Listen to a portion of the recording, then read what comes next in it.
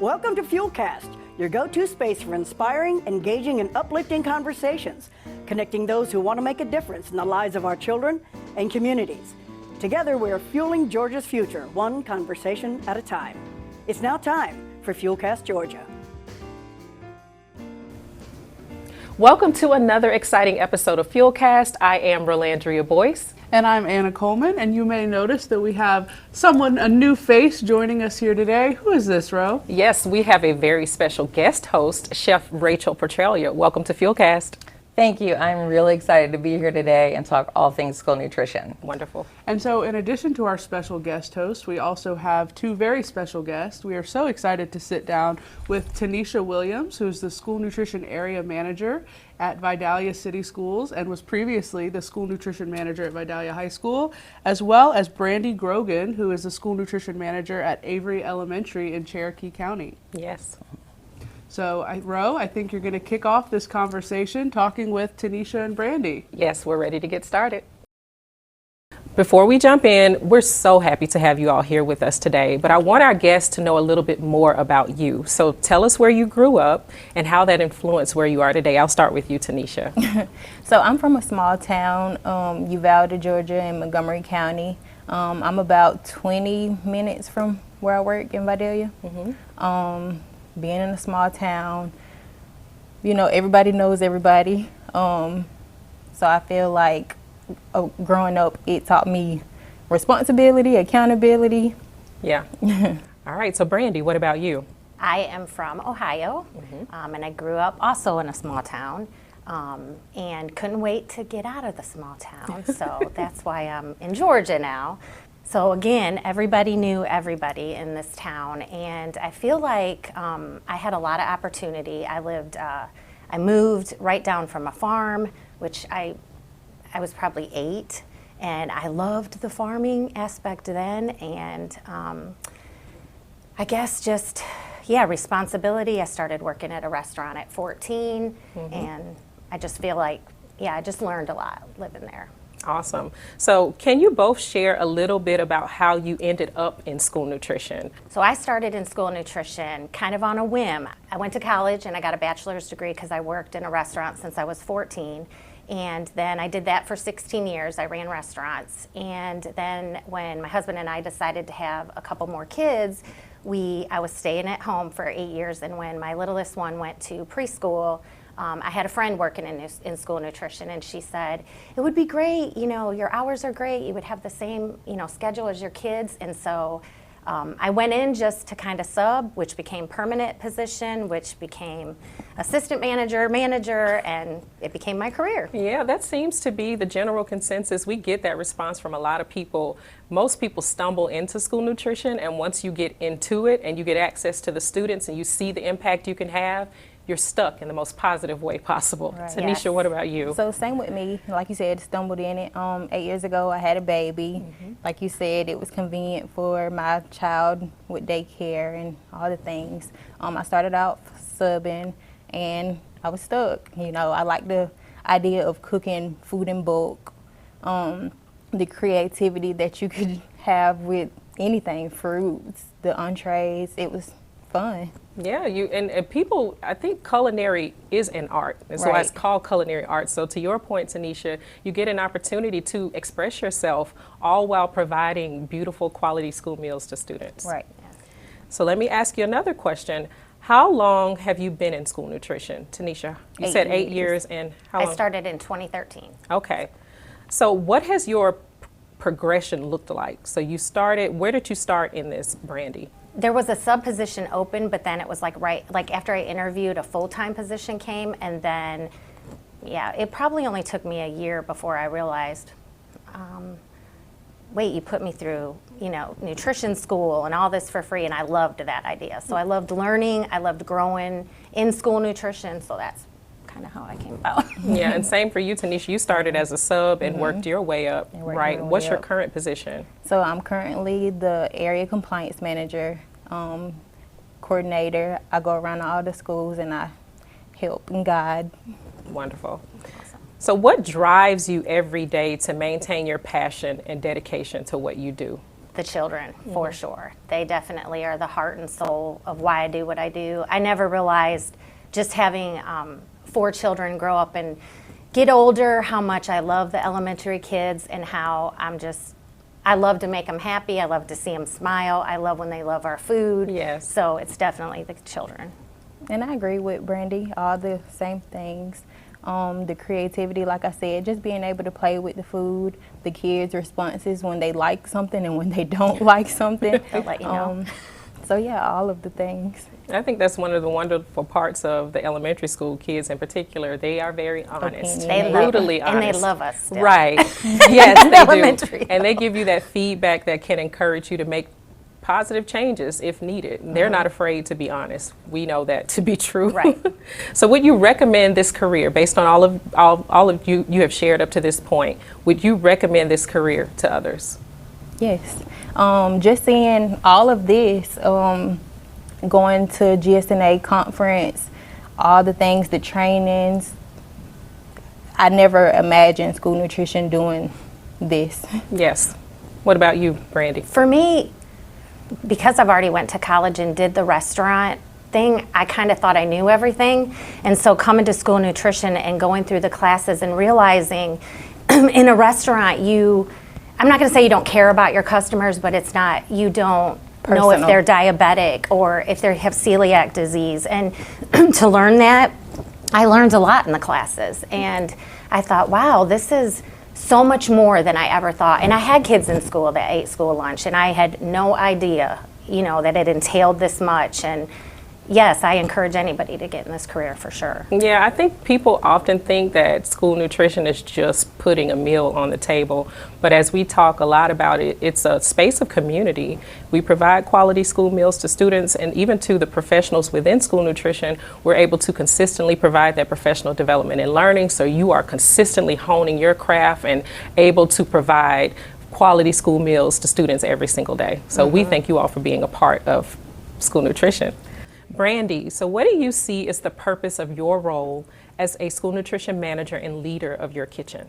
My role is to train my employees so they are comfortable doing their position and serving the best quality meals to our students so that they will want to eat with us. They feel definitely safety, sanitation, but I like to see my employees grow and believe in themselves, and when they accomplish something, they get that, like you were saying, they start to get into it, and then they're like, oh, maybe I want to be an assistant manager, and I'm definitely a cheerleader, so I'm always like, you can do it, I want you to do this, go to this class, so because I did it. Yeah. So I feel like they look up to that and they say, okay, I can do that too. So Yeah, I mean, it's obvious that school nutrition has an embedded career path, so you can start as a sub and you can end up as a director. Yes. It's all of those critical steps that get you to that's my next step. that get you to that ultimate goal.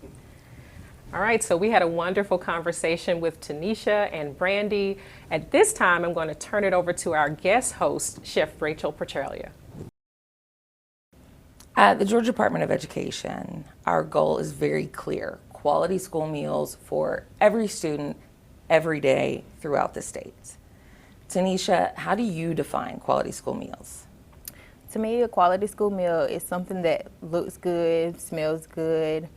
Quality school meal means to me will I eat it? And we eat every single day at break, and we try everything, and that is quality meals to me. So same with what you're saying. Definitely the kids see with their eye, the right temperature, colorful, and they're satisfied. Quality school, they're satisfied after they have our meal. Both of you as leaders in school nutrition, having that definition of quality school meals, how do you communicate that then to your kitchen team or other kitchens? Brandi, we'll start with you. I walk around, I check and make sure that they're understanding the recipe, that they're making it, and definitely give them encouragement when it is wonderful and it tastes so good while we're, having our lunch. I let them know. I say, oh my gosh, this kale salad was wonderful today, and just let them know when it tastes great, and we're all eating it and enjoying what they just made. And Teneshia, how do you vocalize that definition to the other kitchens? Like I said before, you know, presentation is everything. You looking for something that looks good, that's appeasing to the eye, something that smells good. Like she stated before, we all want to try the food before we just serve it out. How do you ensure that the schools are meeting that standard of quality school meals? How do you verify? Yeah, and Teneshia, we can even start with you. And when you were managing the high school, how did you verify that the meals had met that quality school meals, especially when you get pulled in a million directions? And then now as an area supervisor with multiple schools. Well, you actually taught me to go out to my audience. So we do a lot more of walking our floors to see what the kids thought of something. We ask them, you know, how did they like it, what they would or wouldn't like, what we could have done differently. We monitor our trash cans just to see what, especially at our smaller schools, what the kids are actually eating and what's going to waste. I think that's wonderful. So you have a lot of student engagement and interaction. You find that very valuable? Yes, of course. Yeah. Getting to know your customer. And even our staff too. I'm really big on asking some of the teachers if they're just passing through, hey, come and try this. What do you think? What do you think it needs? Our staff, you know, our teachers, principals, they're our customers too. So we want to see what they like and what they don't like. Absolutely. I love that you said that, and really looking at serving the entire school and being that extension of the classroom and making sure that everyone's needs are met. Brandi, how do you ensure that the school's meeting the expectation and the definition of the quality school meals for every student? Asking the students, being out there with them. I serve breakfast every day, and then I'm on the register for lunch. So whenever we have a new item, I kind of get them hyped up about the new item. A lot of times I'll put an email, we're trying a new Cherokee chopped cheese. And that's what I see teachers liking some of the new stuff, and definitely wanting to try it, and then getting their opinion and just asking the kids, hey, how did you like that? And just talking with the students. Now, if you're on the cash register every day at lunch, how do you ensure that what's happening in the back in the kitchen is going to be consistent from the first student to the last? Because I walk the line constantly, and we have little breaks, so I walk around in the back, hey, do you guys need anything?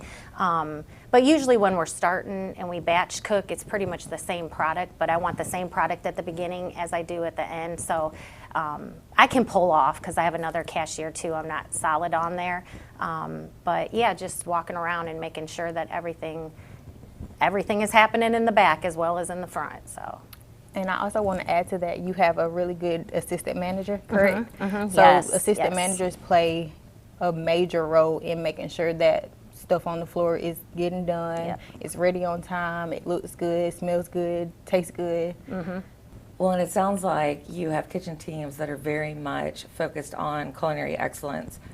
How do you train for that? And Brandi, we'll start with you. So I just have them look, have them taste, have them be proud of the job, encourage them. I mean, we've all had a recipe that has failed or somebody's put too much in it. Don't make a big deal of it. Just jump in there and say, all right, we're going to make a new batch. Because like street corn, one time we just had somebody put too much seasoning. We tasted it. We were like, oh, our mouths are on fire. And it happens. So it's not the end of the world. It's okay. We all drop something, we can just help and jump, and everybody jumps in and helps and makes a new batch. Or, okay, what is different about this recipe? And they're like, oh, I used this much and I was supposed to use this much. So just being cool about it and just saying, instead of cumin. yeah, yeah. So Yes, like that. well, and you would not know that if you weren't tasting right, the right. food. Right. How do you train to taste the food? Because people can become, very busy. They know that the students are coming and they want to have that food ready. So how do you stress the importance and how to properly train? Teneshia, we'll start with you. Like she said before, you don't want to send out anything that somebody hasn't tasted. So if you're making carrots and you're really not a fan of carrots, then hey, grab a buddy, hey, taste this, or bring it to your manager, assistant managers. Somebody needs to taste everything before it goes out. And what you're talking about is something that we say is a message, and it is a non-negotiable, which is that K-12 culinary culture. And the K-12 culinary culture it's a food first mindset. It is elevating every single ingredient that comes through the back door. It is service and a meal experience that's going to educate the students on how to eat. It's also going to ensure that they're well fueled and they're ready to learn. Right. In the schools, it's so critical to have that relationship with the school administration and the community, the parents. And a lot of times you're in the kitchens and they've got a busy job to do and time can go by. But how do you bridge that relationship between the kitchen team and the local school administration? And Teneshia, I'll start with you. I would always say be proactive. I know a lot of times when we are doing samples, especially in the smaller kids, because the kids want to get up and run and go and grab the things. I try to let the teachers know ahead of time, hey, I'm bringing this in, I'll have a guest, just so that they'll know in advance and they're prepared. I like that. Brandi? Our admin team, usually if I have an idea, I go right to them and tell them what my idea is. They are really supportive at my school. You know, the theme is you are loved, and I definitely feel like that. They support me on it. Pretty much anything I want to do, they get behind me. We have Avery Parents site that I let the parents know things. I email if if I'm excited, like it was National Hot Sauce Day, so I got excited about that. So I just communicate through email, talking with teachers. Definitely, I have a great principal, great admin team, so I'm pretty comfortable going down there and saying, hey, this is my idea. What do you think about this? Just like our cow, I was all excited about that. Got pictures. So I mean, that's how I do it. I hear you both saying a lot about communication, relationships, collaboration, team, and the importance of those. Are these skills you feel that you've just naturally had, they've built over time? Brandi, I'll start with you.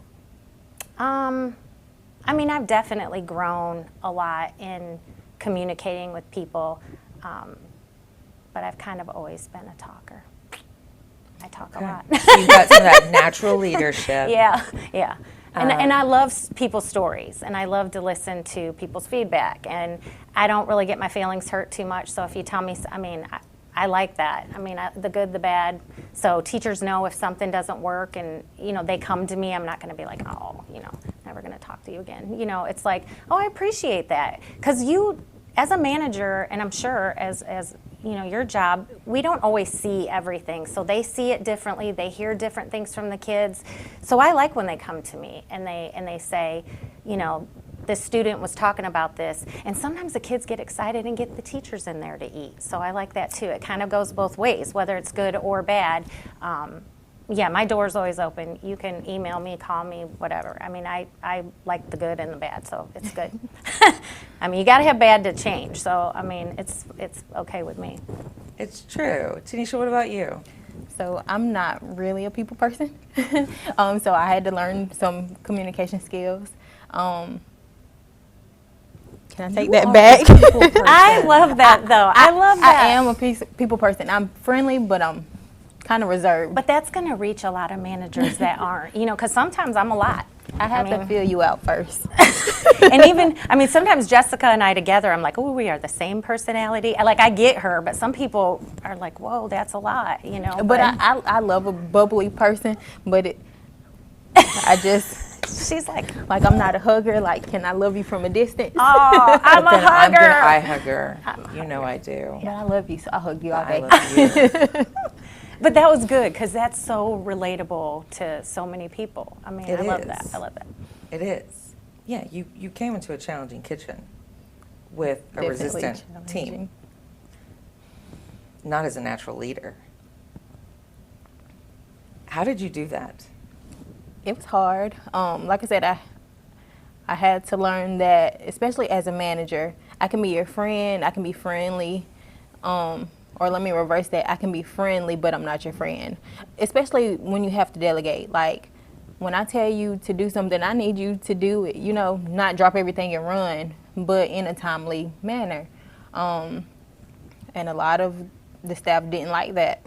How did you continue to push your kitchen, and I personally saw it, to culinary excellence and transform the service experience and engaging with the students when you're also getting some resistance? Because change is hard, change is scary. Yeah, it's definitely scary, definitely hard. Just a lot of reminders. Work orders, I would have to literally spell it out. I want you to make corn in a 2-inch pan so that it's fresh, it looks good. Batch cooking, I had to go step by step, literally almost everything. And so it definitely sounds that training aspect in every piece of what an employee needs to execute that definition of quality school meals, you laid it out. Right. Equipping them with the tools to serve a quality school meal and having that definition. It sounds like it was critical. And you staying very focused on your passion and who you're serving, even when it was very hard. As former managers and, you know, with a long history in school nutrition, and then now being in, you know, different roles and then still managing that kitchen, everyone's had those days. You've had those days when it's a lot and you have a lot of obstacles, you have a lot of roadblocks standing in front of you. And how do you continue to stay motivated? How do you do the entree that's labor intensive and rally your team to do it when it's really challenging? And yesterday was really challenging, and tomorrow's going to be really challenging. How do you keep that focus on quality school meals and the students? I think it goes back to saying or having those hard conversations. Like you said before, your job is to feed students. You're here to serve lunch. Remembering your why. Remembering your why. There? So what is your why? The kids, for sure. They Kids. motivate me. Yes, they are. Yes, for sure. They are my customers. I want them to have a pleasurable experience in my kitchen. That's definitely my why. So whenever days, obviously we all have hard days, it just takes one of them, Miss Brandi, to come up and tell me, look, I got my braces off. Look, I lost a tooth. That's my why. That's why I do what I do every single day, is for the kids. What's Well, your all why? customers, teachers too. I agree, the kids, especially when it's something that you know they're excited about. The walking taco was a big thing. They were excited to come in and fix up that walking taco bag. Cinnamon rolls, if we have cinnamon rolls and they spill them down the hallway, like, yes, we have cinnamon rolls. So just seeing the kids and their reactions, it's always heartwarming. Yeah, you're such an important part of their day, and you're ensuring that they're ready to learn. And letting your staff know that too. Share with them during your 5-minute meeting. So-and-so came up to me and said that they absolutely loved this, that they made. And you see a smile come on them. They're proud of what they do, especially when somebody acknowledges them. So I think acknowledgement is huge. Absolutely. Well, and it sounds like, you know, going out into that serving area and seeing the students and interacting with the students and teachers is critical to both of you getting through those challenging times. Have you ever had a skeptic, whether it's someone at the local school or a parent or a student or a staff member, that you feel you've turned into an advocate? Yes? Oh yes, for sure. I mean, I had before, even I was like that. and I had kids eating school lunch, and I had no idea. And I'm like, and so when someone does say that to me, I'm like, no, you don't know we do. We make fresh salads every day. We have a garden. Da, da, da. Like I definitely pushed the program because it's true, and I changed of how I thought school meals were, and I share it all the time. So whether you want to hear it or not, no. But I definitely share it because I eat a fresh salad every day. I make sure I let everybody know that. If somebody is like, oh, school meals, they're terrible, I'm like, but have you ate lately there? You know, whatever. They really don't. They don't understand until they come through the lunch line. Invite them if you have a parent that is not happy with something. Oh my God, I'd love to have you come as a guest and eat with your child and experience the cucumber tomato salad. And they're shocked. Like, it doesn't happen a lot, but when them few do, they're like, oh, you're right, that was so good. Or monitors, because they're out there with a lot of the parents who bring in food.